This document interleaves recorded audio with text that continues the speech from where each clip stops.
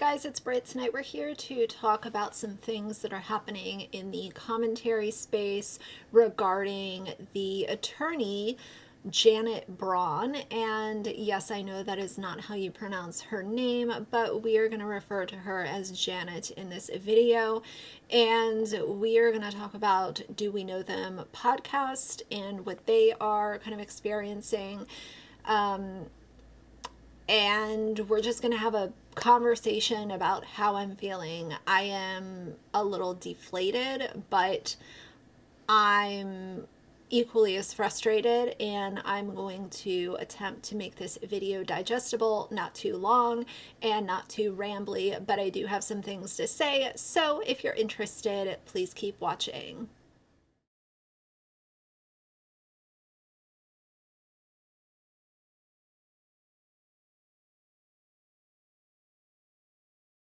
All right, you guys, so this came on my radar thanks to some of my subscribers. And before I get into kind of that part of it, I want to address the elephant in the room, because I am sure that there is at least one person watching this saying, why are you taking up for Do We Know Them? You've given them criticism in the past. And I have. And I own the criticism that I provided to them, because I think that they handled a situation poorly over the summer. And that is the beauty of commentary, is that I can say, hey, I didn't really like how this was handled, and I didn't care too much for A, B, C, and D, and these are my opinions, and I posted my video, we had a conversation about it. Time went on, things, continued to unfold, and that's just the way it is. You know what Do We Know Them did? Lily and Jesse, do you know what they did when I provided them criticism and used a little bit of their content to back up my opinions? They didn't do anything. They didn't claim my video. They didn't strike my channel. They didn't send me a C&D from an attorney. They didn't send me a nastygram on Instagram. They didn't, have their subscribers come and spam my comment section, or try to dox me or anything along those lines, because they realize that commentary is going to be made. I have had commentary made about me. I have said that in the past. I acknowledge it. I know that it's going to happen. Y'all are free to have your opinions. I am here to abide by the terms of service on YouTube and abide by, state and federal laws, and make content and share opinions. And that is also why in this situation, I'm really choosing to be loud about this, because I want commentary channels to treat each other with that common decency. And I think that's something that YouTube has been lacking. It's really easy to just say, oh, well, whatever, whatever. But I can give you criticism and I can still take up for you when things are wrong. And what they are going through right now is wrong. Any opinions that I've had of them in the past are isolated. This is an entirely different situation, and they deserve the respect and the dignity that they have been abiding by the rules, and they have been following the copyright laws, and they have not done anything wrong. And that is where this video is coming from. But I did want to address that in the beginning, because I am sure that there might be a couple questions, considering that I delivered a video on them over the summer that had some criticism. And in my opinion, still current day, it was a valid criticism, and that's just the way it goes. They understood that. They moved on with their content. I delivered my video. I moved on with my content. There were no battles or nastygrams or strikes given, and I think that's how mature people operate on the internet. Now, speaking of how mature people operate on the internet, Janet is not one of those people. And I have discussed her surface level in previous videos regarding Lauren the Mortician, because she represents Lauren the Mortician. She represents Bunny. She also represents another TikTok creator named Demps that I'm learning a little bit more about now. And that's just, what she does. And I've said, I think that the things that she is doing is making her clients look very bad, because you are literally representing people while simultaneously weaponizing law enforcement and copyright strikes against people that simply have an opinion that is not in favor of your clients. And I know that Lauren has participated in, weaponizing law enforcement against Kitty as well. And so, as far as Lauren's public image, she has shown everyone exactly who she is. She likes to weaponize law enforcement. And I think that she and Janet are two peas in a pod. And that is probably why they get along so well. And that's probably why Janet continues to represent Lauren, and Lauren is not denouncing this behavior and putting a full stop to it. I started receiving some comments late last night and very early this morning of people saying, did you see what Janet is doing to Lily and Jesse from the Do We Know Them podcast? And I didn't know what was going on, but I went over and listened to most of their podcast. It is episode number 100. Right now it has almost 80,000 views, 8.5 thousand likes to 62 dislikes. So I'm glad that this is getting a lot of traction. I will link it in my description box, of course, if you guys want to go listen to the entire episode, if you want to listen to parts of it, if you want to leave them a comment, a like, whatever, engage with the video, that is all good. Because in this video, they really go in detail and show the proof of what Janet is doing in terms of striking their channel. And what I want to say is, I realize that there is a time and a place for a channel to be hit with a strike. But 90% of the stuff that I would say 90 to 95% of the stuff that I see are strikes being given unfairly and YouTube allowing it to proceed, which is extremely disheartening as a creator, as somebody who makes content. It is extremely frustrating to not only have this happen, but then not have YouTube step in and protect the creator. Because here's what happens. If you want to strike a channel, the way that it goes, and this is, my understanding, I have never delivered a strike or a claim to anybody. What I want to say is, there is a time and a place for a strike to be delivered. But when you are delivering strikes because you just don't like someone's opinion, that is a problem. If somebody is using your TikTok or your Instagram photo or your Instagram reel or part of your YouTube video, and they are saying, hey, this is what's going on, this is how I feel about it, here's a little clip of a video to back up the claims that I'm making and the opinions that I'm sharing in this video, this is the username, this is the person that created the video, as long as that is being done, there is no reason why these strikes should ever see the light of day. And the frustrating part to me is that YouTube uses so many automated systems. And Lily and Jesse had the same frustrations as far as this goes, and I fully agree with them. YouTube is very automated. Even though they are, multi-billion-dollar company, they have so many employees, they automate so many things that should be under a human microscope. There need to be teams of human beings reviewing these types of issues and putting in, there needs to be new processes in place to protect creators. Because the way that it goes is you can submit the strike and you can either give the person 7 days to take down the video, or you can immediately strike their channel and they have no opportunity to say, okay, I'll go ahead and take that video down so that my channel doesn't get hit with a strike.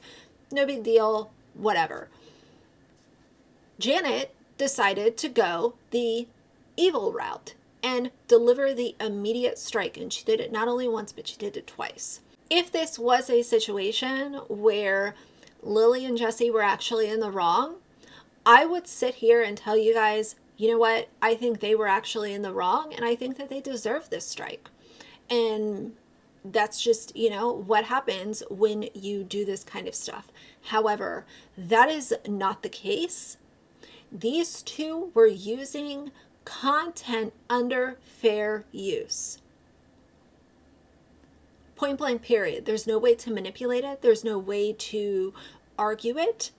If you are delivering a commentary video and you are using a piece of somebody's content to back up what you are saying, that falls under fair use.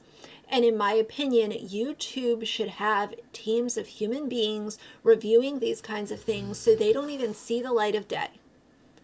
The person on the other side of the screen can review it, they can see it falls under fair use, and the strike is automatically deleted, throw it in the trash, it's no good. Because the other option that you have is your channel gets hit with a strike and you can appeal it. And let's just say that you're dealing with a creator who is dangerous or, is known to go real life or known to people or come after people, in real life, and they are just that type of person. With your appeal, your name and all of your information is sent to the person that filed the strike. So if you are dealing with somebody who is very toxic and you don't want them having your name, your number, your address, all of that kind of stuff, the only other option that you have as a creator to protect yourself is to hire legal counsel. And you can have your legal counsel submit the appeal for you. Therefore, not giving, your name, your address, all of that kind of stuff. I also want to talk about the fact in this video that having legal counsel, I know a lot of YouTubers like to throw around, oh, I have my lawyer, oh, I'll call my lawyer, oh, my attorney's dealing with this, oh, my lawyer said that.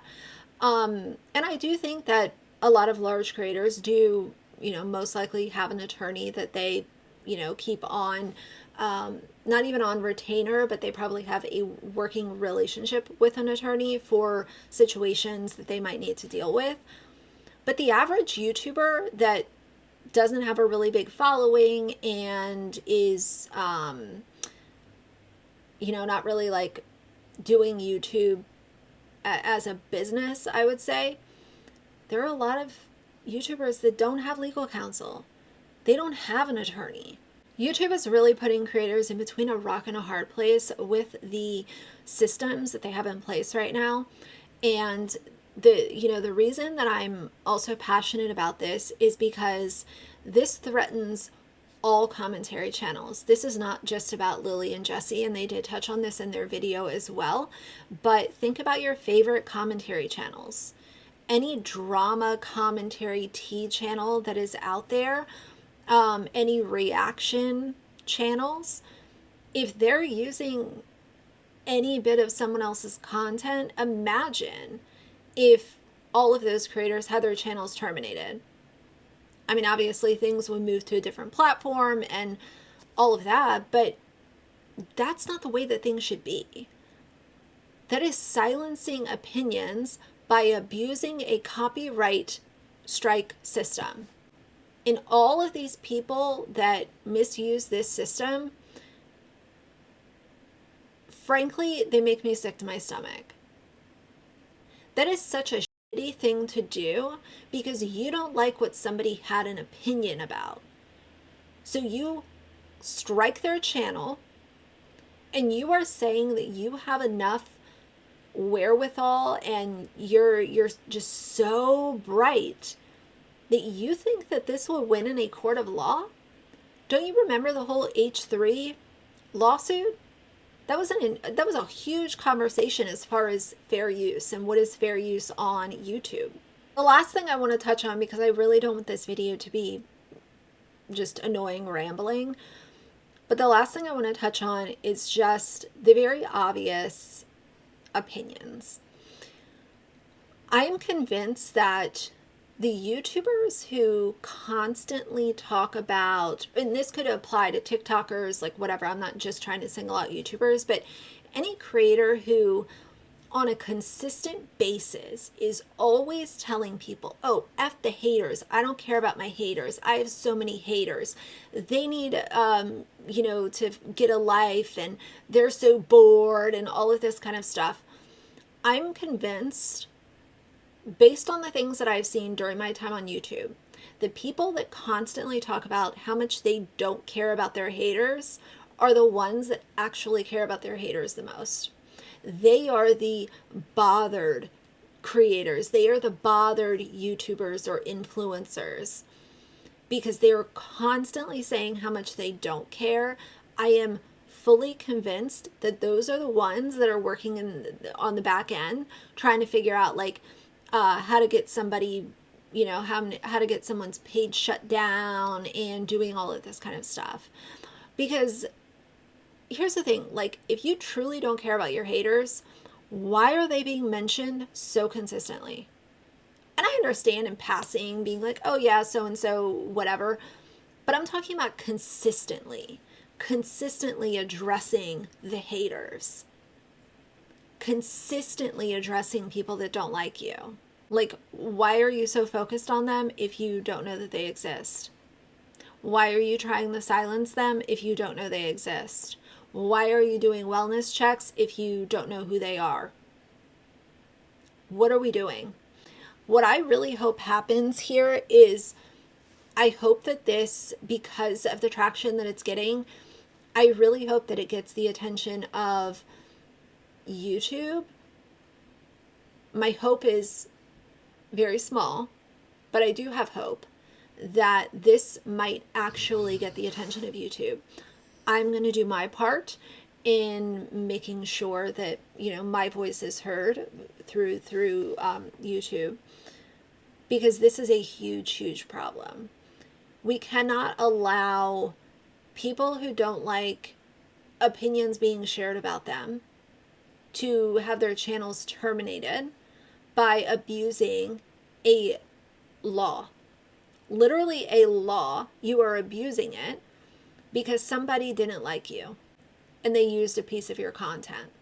I have a lot of additional thoughts about this that I'll probably share later on, but I support Do We Know Them in this situation. I support, I support commentary. I support opinions being shared. I support people who are playing by the rules, abiding by terms of service. They aren't toxic. They aren't problematic. Being able to make content, share their opinions, and be supported. And they shouldn't have their safety put at risk. And YouTube should do more to protect creators and have a better review system in place so that things like this don't continue to happen, because it threatens all commentary channels, all drama channels, all reaction channels. If somebody making a video about you and them using a clip or even a few minutes of your content to say, hey, I don't like this and I think it's dumb, or hey, this person's actually really toxic and problematic and this is why, if that's going to set you off, I wish people would have enough self-awareness to realize that maybe YouTube isn't for you. Maybe social media isn't for you. Because I've never seen so many people get in their feelings just because somebody does not like them or doesn't approve of their content. People don't like me. People disapprove of my content constantly. But I know that I abide by terms of service, and I am not a bully, and I am not out here being, being an abuser of laws and strike systems and trying to, get people's channels shut down. It's wild. But either way, those are my thoughts on this toxic dumpster fire. Yeah, I will do my part. If you guys are on Twitter, I know that you can tweet like at Team YouTube or whatever, but go check out the Do We Know Them video for more info. And yeah, do with this info what you will. But that is the dumpster fire that we're dealing with right now. If you like the video, please leave a like in the comments. And if you'd like to see more from me in the future, please subscribe. I'll see you guys soon. Bye.